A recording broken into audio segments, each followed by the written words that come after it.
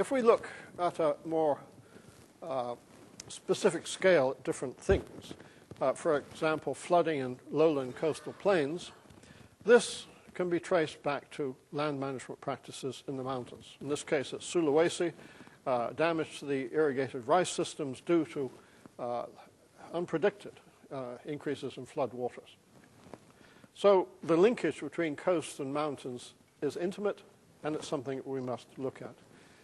So that brings in the issue of scale. At what scale do we study coastal systems? Well, in this second diagram, there's perhaps two different levels of scale. The top one shows a Caterpillar bulldozer in the beaches near Mogadishu in Somalia. An international development program was wanting to rebuild the harbor. And what did they do? They said, well, we've got sand out there. Let's mine the sand, then we can make cement and concrete. Well, that, of course, disrupted the sediment budget in the beach systems there. So you start to get erosion along the coast. So in that case, poor perception of the ability of the beach to maintain the sustainable production of sand and the knock-on effect of creating sand starvation further down the coast could be dealt with in a fairly small geographic area with a small number of key players. The second photograph is from Israel, and here part of the coast, a soft coast, is eroding very rapidly, and it's causing great concern for towns like Ashkelon, for historical monuments such as Crusader Castle further down. And the Israelis were saying, well, you know, what can we do to stop this erosion? Well, you have to trace the problem back to perhaps a more important cause further away. And in this case, it's the building of the High Aswan Dam, which has created such a change in not only the flooding regimes of the Nile, but also the sediment regimes of the Nile, which are all part of a sediment cell that goes from the Nile right up through Tyre in Lebanon. So that's another scale. Some problems can only be solved at a local scale. Some problems can only be solved at a much larger scale, in this case, a transnational scale, in a politically sensitive area where it's going to take great diplomacy and great interpretation of the opportunities that are there in order to create some viable solution. Again, it carries diagrams of what are the options that we can develop. Again, when we look at individual sectors, such as tourism, probably one of the most pervasive forces in change in coastal systems, especially tropical systems, we don't really have the engineering skills nor the knowledge of coastal processes developed in the planning process to maintain the ability of the coast to support tourism without huge investments in engineering structures, many of which fail because they're inadequately designed or they're inappropriate to the coastal system in which they're working. This is from Bali. Bali has been largely damaged by poor engineering, poor tourism planning, poor development control. So again, at a local level, international solutions are not necessarily correct and need to be thought through much more carefully in terms of coastal process related to the demand for access to and use of the coastal resource. Excuse me.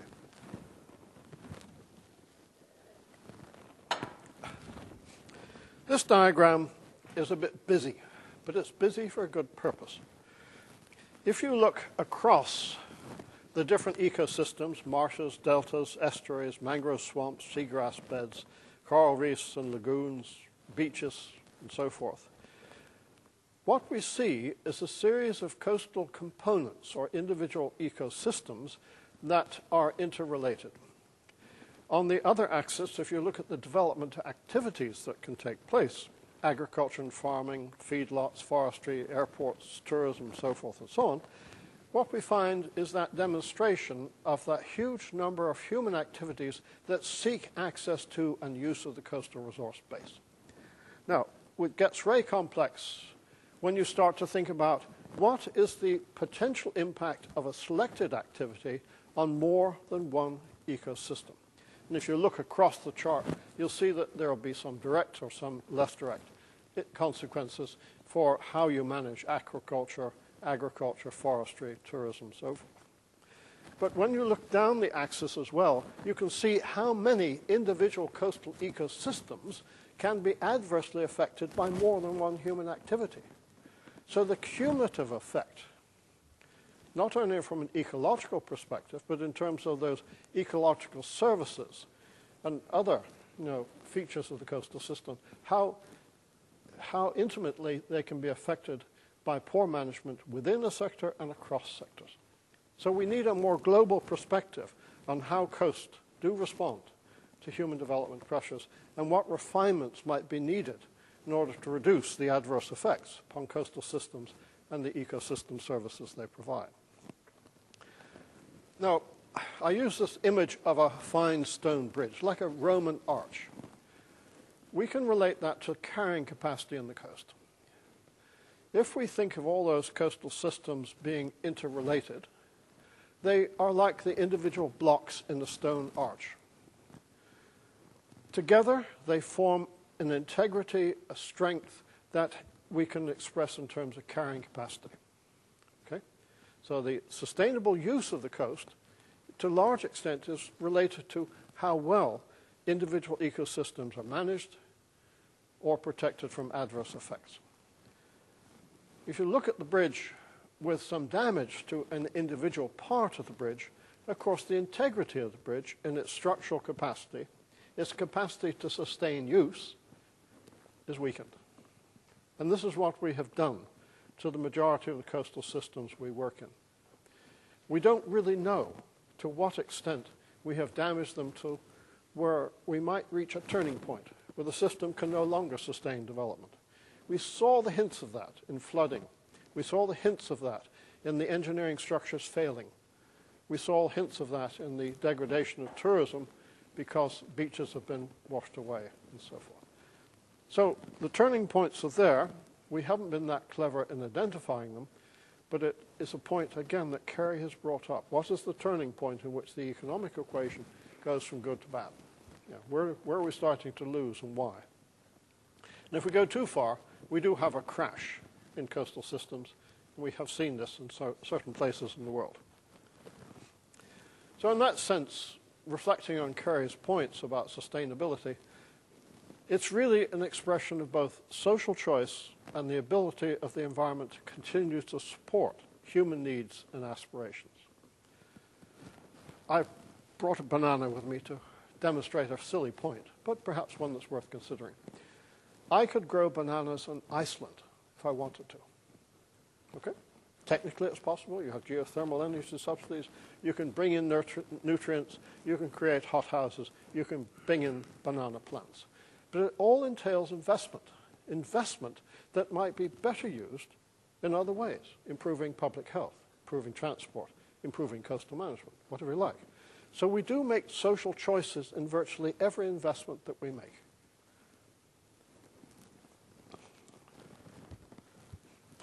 And if we look at what Loicz has done to try to explain this, it has essentially adopted a very, very nice, simple definition by Kerry that the proper use and care of the coastal environment borrowed from future generations. That's what we're talking about when we talk about sustainable use of the coast.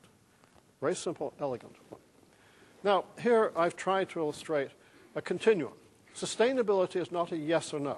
I can grow these bananas in Iceland. I can sustain it by making social choice about how I invest my money. Now, in terms of social responsibility, in many cases, we have pushed individual economies, individual societies, towards a weaker form of sustainability by undervaluing the coast, underestimating the damage that can be done by inappropriate development, by seeking to maximize one activity at the cost of other activities. But the pivotal point here is social choice, and that's the so what issue. How do we make people think more clearly about what options are there and what the trade-offs are? That is the question of social choice. That's the so what. How we change that fulcrum point towards strong sustainability is really a question of social choice, either at an individual level, at an economic sector level, or perhaps at a national and international level, the scales that Kerry so eloquently put forward. I'll give you a simple example. In a very developed society called Britain, we have been putting atomic power plants in coastal regions. without any real thought about the suitability of those locations. 8 of our nuclear power stations are in eroding coastlines.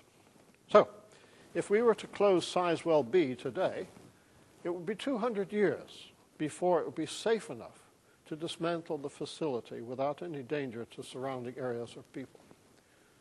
That means we've mortgaged the future. Because that is eroding, for the next 200 years, we're going to have to find the natural capital, materials. We're going to have to invest technology, how do you, distribute those materials. And we have to, put capital into it, such as finding fuel for lorries and so forth, to move these materials, to keep replenishing the sediments, to stop the foundations of the power plant crushing into the sea.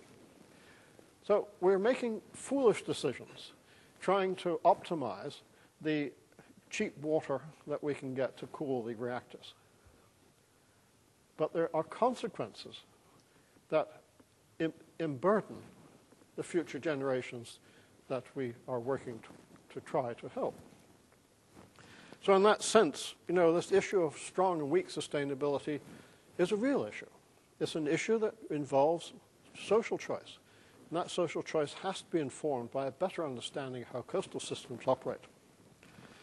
So in that sense, I'd like to conclude by urging all of you at this workshop to consider how to use Loicz science to inform social choice. The Dahlem-Type workshop means that all of us have spent perhaps a week or more of our time trying to contribute to enhancing the knowledge base and our understanding of how coastal systems respond to development. How do we maximize the impact of our efforts this week?